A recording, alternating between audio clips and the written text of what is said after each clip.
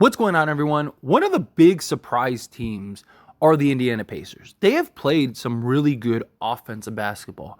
Currently, they lead the league in offensive rating at 121.5, although the Dallas Mavericks are right behind them at 121.3. The Indiana Pacers should be able to sustain this, especially with Halliburton. As long as guys can stay healthy, they just make the offense look really easy. I mean, their offense is like historically good, which is crazy. It would have been better than the Sacramento Kings last year, which Sacramento was at 120 and a half, I believe, somewhere in that ballpark, as far as rating goes, offensive rating. And the Indiana Pacers are beating that by an entire point, which is telling you a lot. The issue for Indiana, though, is their defense. Defensively, they've been pretty bad. They are currently like 27th in the league in defensive at 117 defensive rating. Where you look at a team like Dallas, they're pretty bad too, right? The Indiana Pacers, in many ways, you could argue, are like the Dallas Mavericks of the East. Excellent offense, not great defense, and they're kind of winning games by just outscoring teams, which was kind of the whole Sacramento formula last season, right? That's how Sacramento ended up getting the 3 seed. And currently the Pacers sit at the 3 seed in the Eastern Conference at 6-3 on the season. And this is a team that had a lot of promise last year, and they really made an effort to try and kind of upgrade and improve this year. I did think that they paid or overpaid Bruce Brown, but he's been solid for them, right? He's a guy that I liked the acquisition. I liked the signing a lot. And he's given you, 11 points, 5 rebounds, 2.5 assists, almost 3 assists, 2.7 to be exact, on, 45% from the field, which is good, right? Like, he's been a solid contributor. I just don't think that they should have paid him 20 plus million a year. But you're seeing these guys really start to just blossom in many ways. They're extremely young, extremely talented. We'll see what they do with Buddy Hield, right? The idea is that they're going to trade and move Buddy Hield at some point. I don't know what they're going to get for Buddy Hield, given that he's a free agent after this year. And it's like, how many teams are looking at like Buddy Hield as like this huge piece. And then also his contract of like 18 million. Like, Indiana doesn't want to just trade him just to trade him, because you could do more damage, right? Like, if you end up signing somebody that maybe doesn't work out, that has long-term money, then now you're kind of in this spot where you're almost better off just letting Buddy Hield go. And but we'll see. Time will tell. Also, Miles Turner, because they're not winning a championship this year. Although I do think that they're a team that could maybe surprise a team or two in the playoffs, right? They just get hot. Their offense continues to be good. And then all of a sudden you're just like, whoa, I could see them maybe making it to the second round or something like that if they can sustain it, because they had a good start last year too, and they had moments where they looked really good, and then kind of towards the end of the season things kind of balanced out. Does that happen again this year? But like with Miles Turner, you have him this year, and then next year would be his final year of his contract. Does he, if like you're not winning, does he look at it and go like, all right, it's time to get me out of here? And I don't think that they necessarily have to trade him, or they should trade him this year, unless there is like some drastic drop off, right? If Indiana ends up, being a play-in team or something like that, or they look like they're a play-in team come the trade deadline, then I do think that they should, because you might as well just get as much value as you can, kind of try to get a better pick, and then kind of retool in the offseason, maybe look for a trade if a disgruntled star or something like that becomes available. But Indiana is one of those teams that I really do think can kind of make a real impact. I mean, Halliburton is ridiculous, right? This guy is like next level at times. His ability to just play make and control the game and still hit shots, and he's just so smooth out there. I mean, this was a huge acquisition. Right now, he's giving you 24 points, 4 rebounds. He's shooting 50% from the field. He's giving you almost 12 assists per game. Like, this is a guy that I absolutely could see winning the assist title this year, especially. Like, he's the engine to the high-powered offense. As long as he is good and ready to go, they are going to be extremely tough this season and continue to be that way. He's also shooting 40% from three on 7.5 attempts, which is, again, ridiculous. But we saw what he's capable of with Team USA. I mean, him and Austin Reeves were like the two guys that they brought in as the stabilizers. And so you're seeing him not only as like the engine, but that stabilizer for the Indiana Pacers. And he just is going to continue to improve and get better. I really liked some of the other acquisitions, like Obi Toppin. He's been solid for them. I really like the way he's played for them. He's kind of had that resurgence in a lot of ways. He's not some like star or anything like that, but you don't necessarily need him to be, right? He's doing enough for this Indiana Pacers team. He's giving you 9 points, 3 rebounds, an assist, 54% from the field, getting after it, being that hustle guy, being that energy, being that high flyer guy. You have some nice pieces. You have some picks. Like, the Pacers are in a good position to maybe kind of make a big push at some point, right? Like if, somebody significant, you don't want to just trade for somebody just to trade for somebody, but like, do you take a chance at like a Zach LaVine, right? Or do you kind of wait and see if like, kind of just play the patient game, ride with this team, ride with the squad, keep building, and then if that right piece comes along, right? Like, let's say Joel Embiid becomes available. Do you then kind of maybe push your chips to the table to go get a Joel Embiid and have like a Halliburton, with an Embiid, and can you keep Mathurin, right? Like, and that kind of be your thing. I don't know. It's just kind of a thought. But if I'm being honest, I'm a little surprised that they're the best offense in the league, right? Like, I figured that they would be pretty good. Like, I even made a video in the offseason talking about how I thought the Indiana Pacers, they're trying to make that push to be good this year. Not necessarily a contender, but at least be a playoff team. At least be a team that maybe, like I mentioned earlier, surprise somebody in the playoffs, have some success, right? And start heading in that positive direction, start heading in that right direction. But I didn't think they would be this good offensively. Again, the defense is the problem. I mean, they are atrocious defensively. Right? Like, they need to pick up the defensive side badly.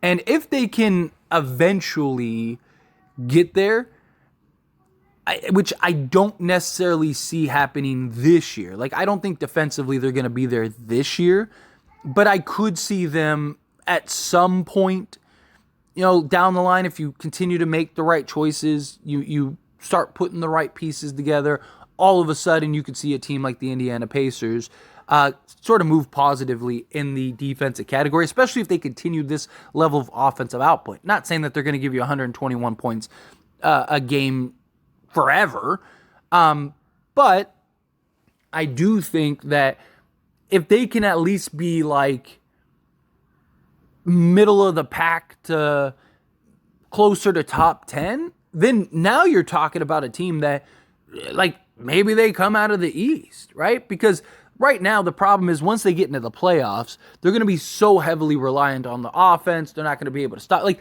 you saw it last year with the Sacramento Kings, right? The Pacers, they don't have the experience of, Bruce Brown just won a championship, but outside of him, they don't really have like a ton of like perennial playoff experience.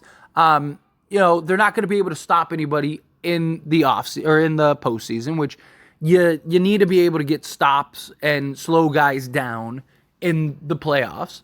And then, yes, you're going to score a bunch of points, but you're going to give up a bunch of points, and your only real outlet to scoring to winning is scoring the basketball. And now you get late in games are tight.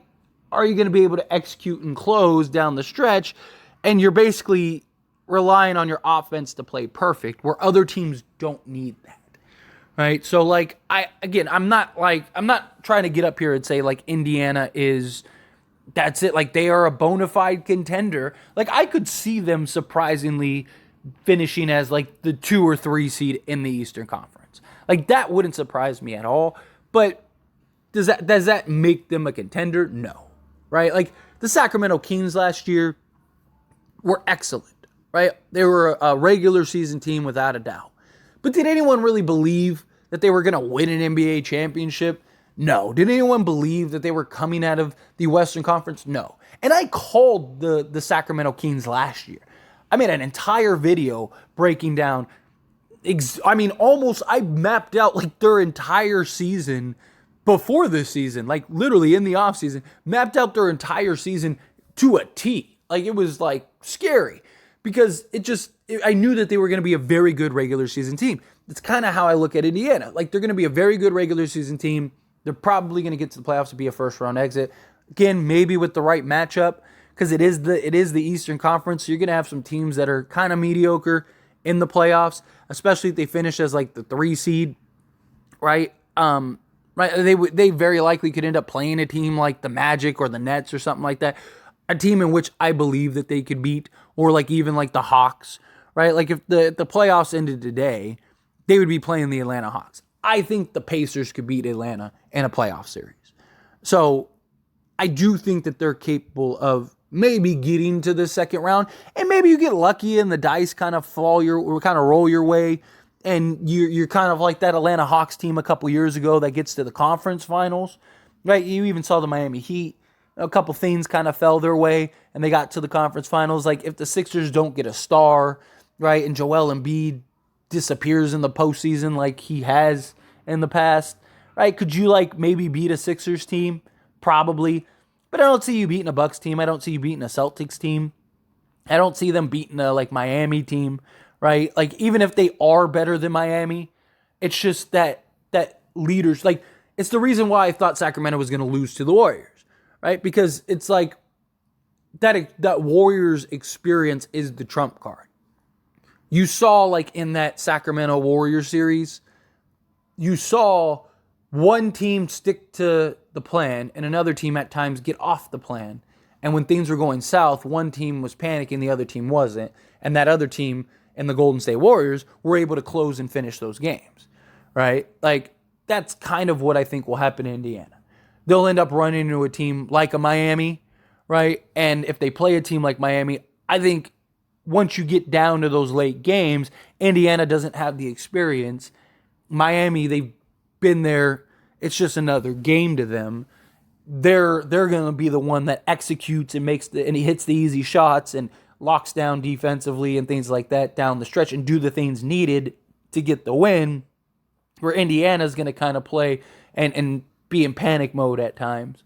So that's kind of where I'm at with Indiana. But like, look, again, I am very impressed. I thought Indiana would be pretty good this year, but they've been a lot better than I thought. Like, I thought that they could make the playoffs. Like, I thought that they could be, maybe squeeze into that 6th seed. I thought at worst they'd be a play-in team. But for them to be looking as good as they do, although it is early, I mean, they've only played 9 games, but the offense I don't see going anywhere. But they have to pick it up defensively, right? Because if they go on a stretch, which all teams go on, where the offense just isn't there, then the Pacers all of a sudden could easily go on a 5, 6, 7 game losing streak because they're just in a bad offensive slump, right? They're 6-3 with having, if you remove Dallas, far and away the most high scoring offense in the league. I mean, like the other top teams, again, removing Dallas, are all around like 117. So like the Pacers have like literally like a 4 to 5 point per game margin. So that's kind of the difference as far as winning games, right? But if like Halliburton misses any significant time, they're in trouble. Or if they just go on a cold streak offensively, their defense isn't good enough to get the stops. They're going to end up getting smacked. They're going to end up having a handful of games where they just end up getting smacked, and then that could be the downward trajectory, and then that tells you kind of where this team is at. Because like if this team does go on a 4 or 5 game losing streak, because they're just in a cold streak, does that start to weigh on the team? And now it's just this downward spiral, right? Because Indiana, again, they started off pretty solid last year. They were looking like a team that was going to make the playoffs last year. And then they just kept dropping and dropping and dropping and dropping. And then boom, all of a sudden, that's all she wrote, right? Like, does that happen again this year? Or when they do have those struggles and they do start going on those streaks, those losing streaks, are they able to kind of continue to right the ship, balance that out, and go and continue to fight to end up being a playoff team? I don't know. Time will tell. But I do. I really like Indiana. I really like the direction that they're heading. I like what we're seeing from this team. Again, I don't think that they should have overpaid for Bruce Brown. Because, I mean, Bruce Brown was going to he was headed to the Lakers, right? I mean, that was about as public knowledge as it gets, right? Like, he was going to the Lakers for the mid-level, for that, $11 million, what he basically gave Gabe Vincent, right? But then Indiana just came and offered him basically double what the Lakers were going to pay him. Those are the decisions. And again, I'm not saying Bruce Brown hasn't been good for them. He's been good for them, but not $20 million a year good, right? And I get that that's the experience that they were hoping to bring in, right? A guy that just won an NBA championship. I get that. But those are the decisions that could be the difference down the road of you being a true contender and you potentially winning an NBA championship and you just being a playoff team or a middle of the pack team, right? Look at Atlanta. I've said the worst thing that ever happened to Atlanta was them making the conference finals because it made them believe they were better than what they were. Same thing with a team like Dallas making the Western Conference Finals. They thought they were better than they were and didn't take into account that hey, we had some lucky breaks and some things kind of fall our way and it led us to the conference finals, right? And so you saw Atlanta start making all these moves and signing DeJounte Murray and it's just they've been a play-in team or missed playoffs since. And it's because of bad decisions and overpaying guys and bringing in guys that, you maybe shouldn't have brought in. And that's something that I don't want to see Indiana make. I think Indiana is on the right track.